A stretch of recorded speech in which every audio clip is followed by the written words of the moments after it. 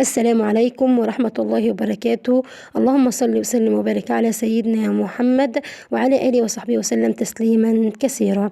معانا يا جماعة قطعة أرض للبيع، بس قبل أي حاجة اشترك في القناة وحط لايك علشان يوصلكم كل جديد بإذن الله. معانا قطعة أرض يا جماعة مرخصة مباني كمان يا جماعة. الأرض هناك في المنطقة ديت أرض بور، يعني مفيش فيها يا جماعة، ما هياش أرض زراعية عشان خاطر الإزالات والحاجات دي. الأرض يا جماعة أرض مباني مرخصة، مباني جميع الأوراق بتاعة الأرض موجودة.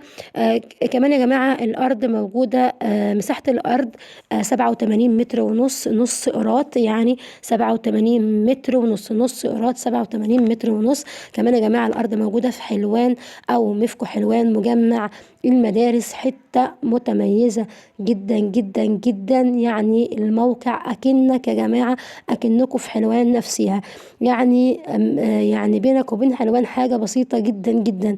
أكنك في حلوان، يعني يعتبر حضرتك في حلوان، عند مفكو حلوان، وكمان عند مجمع المدارس. مجمع المدارس يا جماعة ديت يعني حتة أو منطقة فيها جميع المدارس، ابتدائي وإعدادي وثانوي ومعاهد، وكل المدارس اسمها متسمية هناك. الحتة دي اسمها مجمع المدارس، حتة كويسة جدا، منطقة كويسة جدا.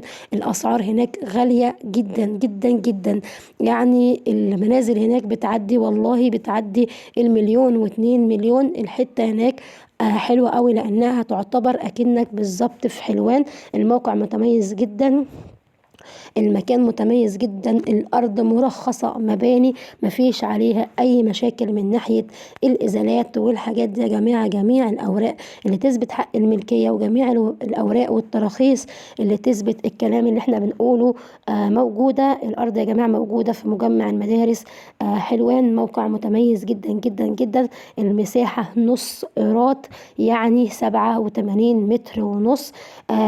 سعر الأرض يا جماعة، سعر الأرض 270 ألف جنيه، وده سعر كويس جدا بالنسبة للمكان هناك يا جماعة. 270 ألف جنيه في نص قيراط، يعني حلو قوي قوي قوي. لأن زي ما أنا قلت حضراتكم هناك البيوت بتعدي 1,000,000 جنيه، وطبعا ده رقم قليل في المنطقة دي.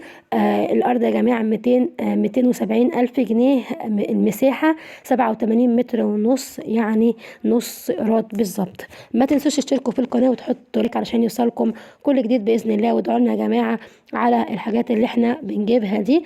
ما تنسوش تشتركوا في القناة وتحطوا لايك عشان يوصلكم كل جديد. والسلام عليكم ورحمة الله وبركاته.